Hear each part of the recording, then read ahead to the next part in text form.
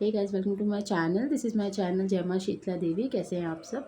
तो मैं बात करने वाली हूँ कि कुंडलिनी अवेकन होने के 1 साल 1.5 साल बाद आपके अंदर क्या चेंजेस आते हैं और आप इन चीज़ों से कैसे पता कर सकते हैं कि आपकी कुंडलिनी अवेकन हो रही है या नहीं, या आपका कहीं ये माइंड सेट तो नहीं है कि हाँ मेरी कुंडलिनी अवेकन हो रही है।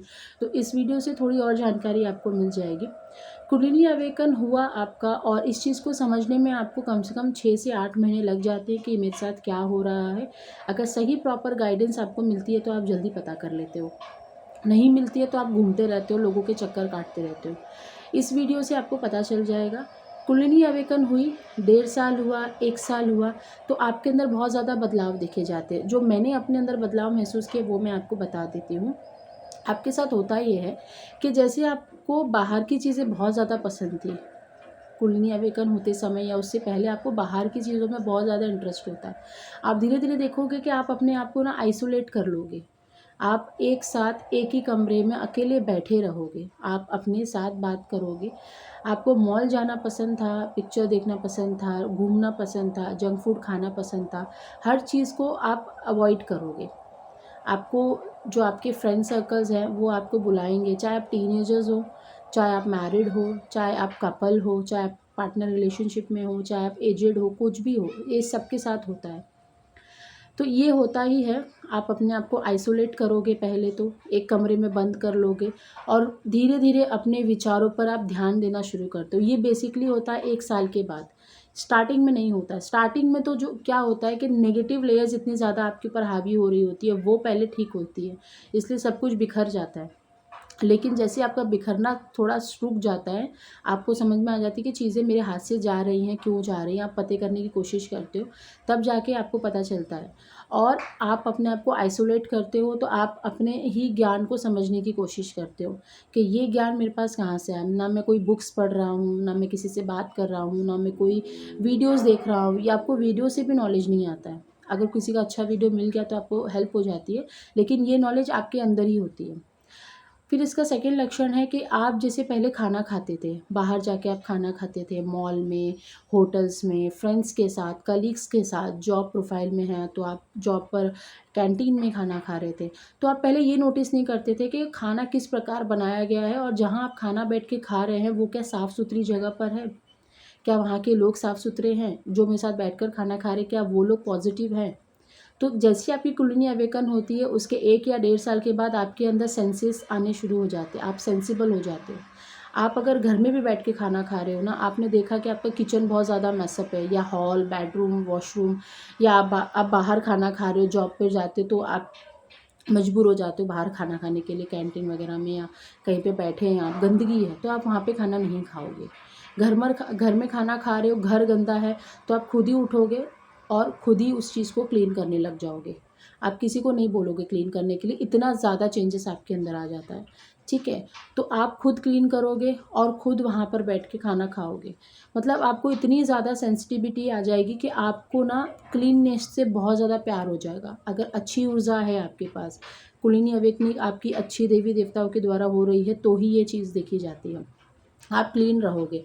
आपके घर में जो लोग हैं, अगर वो नहीं नहाते हैं या कहीं बाहर से आ रहे हैं, बहुत ज़्यादा गंदगी उन पे लगी हुई है, या आपका घर बहुत ज़्यादा गंदा रहता है, या बाहर से कोई चीज़ आ गई है गंदी, आई थिंक मान लीजिए चलो नॉन-वेज आया, नॉन-वेज बाकी के लोग खा रहे हैं, तो आपको एक चिड़चिड़पन होगा, आपको एक जैसे घिन नहीं आती है कि हम किसी गंदी चीज़ को देख लें तो हमारे अंदर घिन भर जाती है, तो वो चीज़ आपके अंदर होती है। क्योंकि जो आपके चक्र होते हैं ना, वो ब्लॉकेज जो होती है वो खुलने लग जाती है, तो ब्लॉकेज खुलेंगे तो आपके सेंसिटिविटी सेंसेस बढ़ जाते हैं।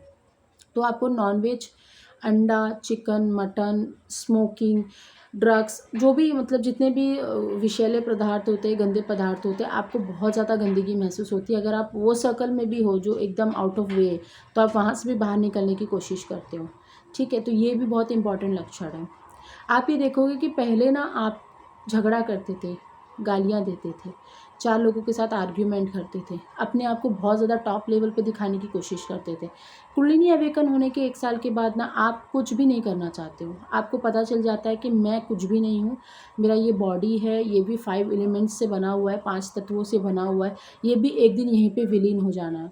तो मैं किस चीज़ की ये ईगो पाल रहा हूँ? तो आपको ये चीज़ें पता चल जाती है, चाहे वो मेल हो चाहे फीमेल हो, ये चीज़ें हम सबको पता हो जाती हैं कुंडलिनी अवेकन होने के बाद। ये चेंजेस आपके अंदर डेफिनेटली 1-1.5 साल के बाद होने ही हैं और होते भी हैं। मैं जितने सेशंस ले रही हूँ उसमें मेरे को पता चल रहा है कि ये अवेकनिंग आपकी अवेकनिंग होने के बाद ये चीज़ें आपके साथ घटित होती हैं, ठीक है।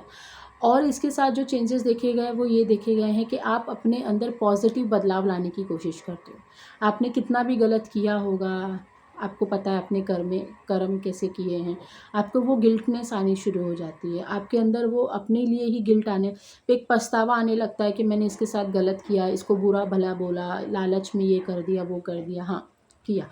आप माफ़ी मांगते हो, अपने अंदर ही अंदर माफ़ी मांगने की कोशिश करते हो, उनसे बात करने की, कांटेक्ट करने की कोशिश करते हो। वो अलग बात है, कांटेक्ट नहीं कर पाते क्योंकि उस समय भगवान हमारे ऊपर खड़े होते हैं, तो वो हमें किसी से भी कांटेक्ट करने की कोशिश करने में हमें कामयाब नहीं होने देते, हमें अकेला ही कर देते हैं। तो ये भी चीज़ देखी गई है। आप सारे बुरे काम तो छोड़ देते हो, आप ब्रह्मचर्य का पालन भी करने की कोशिश करते हो। जितना हो सके आप ब्रह्मचर्य का पालन करें। स्पेशली जो स्पेशल दिन होते हैं, जैसे कोई भगवान भोलेनाथ को मानता है तो वो मंडे का सोचता है, हनुमान जी को मानता है तो मंगलवार शनिवार का सोचता है, काली माता को मानता है तो मंगलवार शनिवार सोचता है। तो ब्रह्मचर्य का पालन करने का सोचते हो।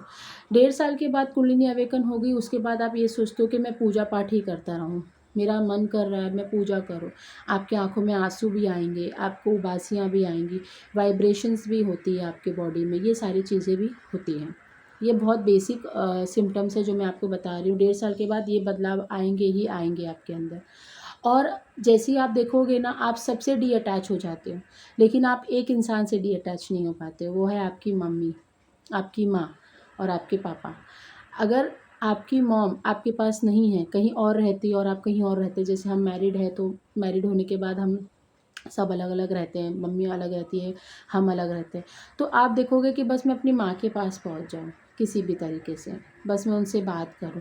एक वही इंसान है जो आपको ट्रीट करती है उस समय बहुत अच्छे से, बहुत बढ़िया से, और वो आपको सारी चीज़ें बताती हैं अच्छे से।